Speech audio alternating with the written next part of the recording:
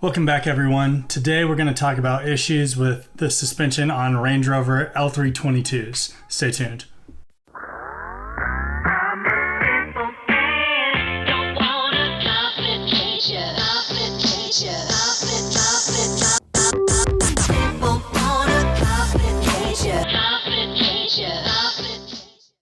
Alright everyone, welcome back. So when I first told my friends and family that I was looking at getting a Range Rover, all of them told me not to. They were all telling me how many of them had issues with their past Range Rovers, how the air suspension goes out, how the electronics are trash, how it was costly to maintain, etc., etc. And I ignored all of them and I got one anyway. And a used one at that. So it wasn't under a lease where I could just take it back to the dealership and have them fix whatever under warranty. So the first year of having the car, it wasn't so bad. Normal maintenance, which is a little bit more expensive than usual with a Range Rover. And the version I have is a Supercharged one. And the model, it's the L322 model. And the second year I had the truck, the first issue I had was a adaptive dynamics fault. Whenever the fault goes on, it means that the air strut isn't properly sending a signal back to the computer unit, and therefore it locks you out of using any of the different terrain modes that the Range Rover has to offer. On top of that, it makes the ride very bumpy and rigid. Definitely not comfortable, and normal people would have it fixed right away. So instead of just getting this fixed, I just dealt with the warning light showing up every time I started my truck. As the year went on, the car ran just fine, just a little bit more bumpy than normal, as I mentioned before, until one day the front left part of the Range Rover started to sag a little bit while I was driving. I thought I had blown out a tire. I got to the gym, went inside. So by the time I got out of the gym, the front left side was all the way down. It looked really awkward, all tilted to the side.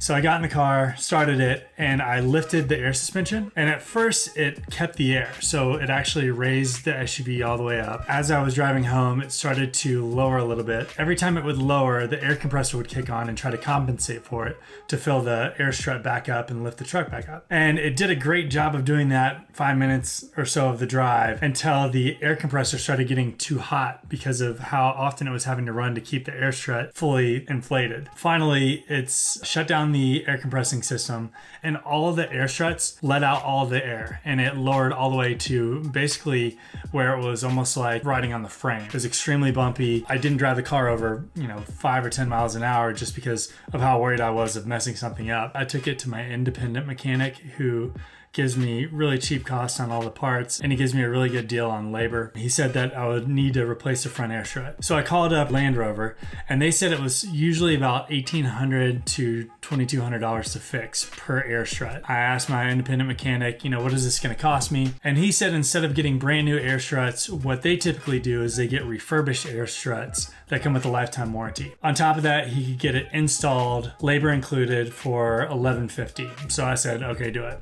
After I got the car back, everything ran great. There was no issue with the warning light coming on about the adaptive dynamics fault, and the air strut worked perfectly fine. And then about 3 months later, the other front air strut went out.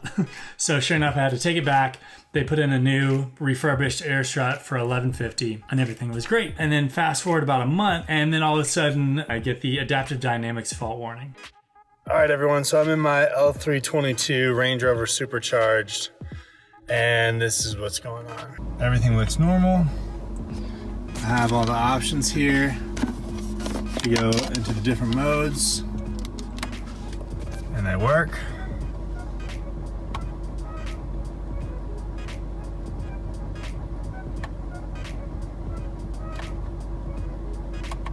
So I'll turn it back to this one.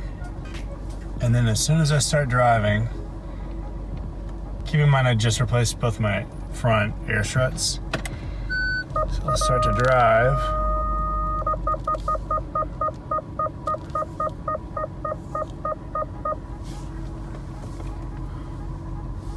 And I get this.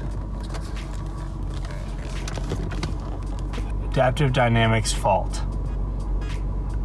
All right, so now what I'm going to try to do, you can see the warning light is still on over here, is change what driving mode I'm in.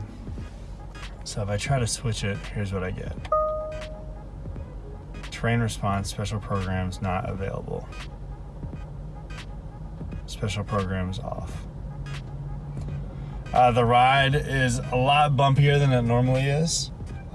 So I want to get this taken care of pretty quickly. But luckily, it was just a minor fix. I had to take it up to the mechanic, and what had happened was one of the wires that connects to the top of the air strut had severed. So I get both of my air struts fixed, and they properly wire this one, but this one is left like that. So he just clipped both of the wires, stripped them, and then put them back together using a wire crimp. And now the car is running perfectly fine. I can go into all the different modes. But it's something to think about whenever you go to get a Range Rover, because a lot of people that come up with these issues on the older Range Rovers, they'll switch the car over from air suspension over to coils.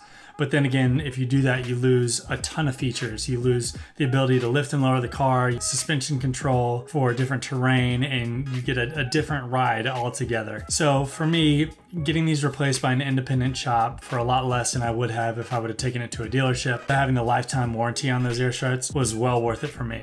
If you've had this issue, please comment below on how you went about fixing it.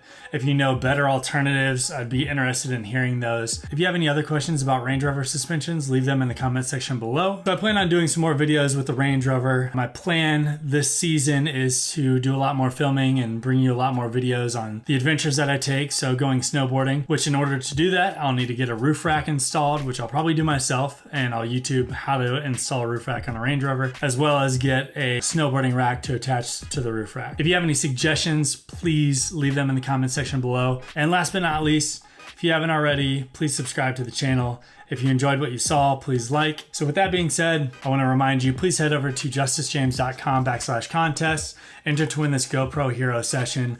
I'm going to do the drawing on November 22nd. The winner will be announced the 23rd.